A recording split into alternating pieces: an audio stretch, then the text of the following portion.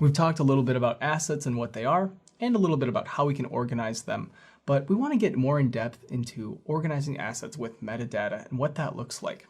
And for Liferay DXP 7.2, we have two ways in which metadata can be applied to different assets within the platform. So this was through categories and then tags.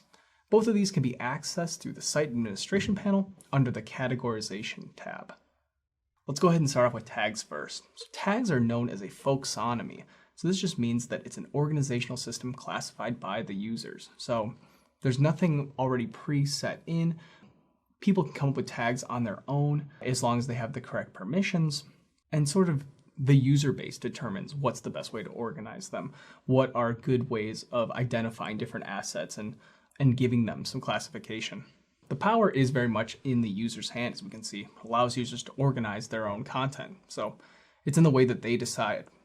We have the opportunity to add tags whenever we are creating a new asset or uploading one.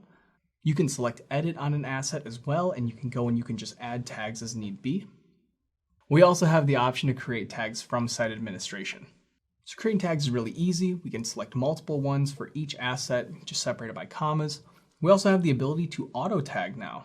Currently, Liferay DXP supports the auto tagging of images, text-based documents, as well as text-based web content.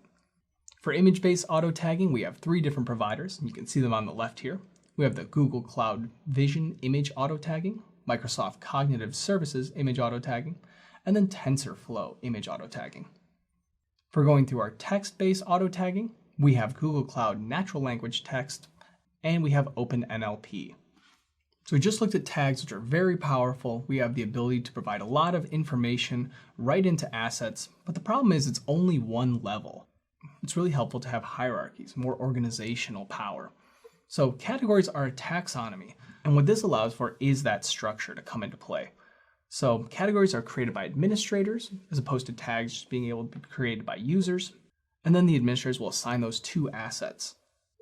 Categories are really helpful for, say, if we have several PDFs, some are for marketing content that need to go out to users, and others are maybe for financial internal documents. We can go ahead and create appropriate categories that will keep those PDFs separate. It makes it easier to search for them too on our end.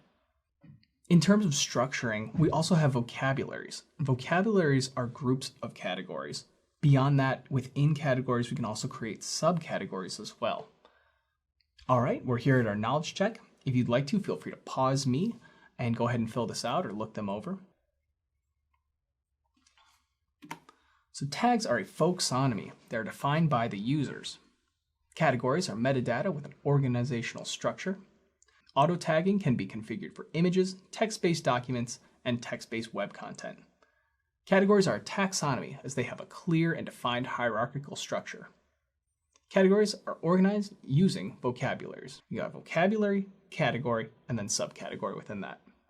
Very good. That concludes this lesson. Thank you for joining me.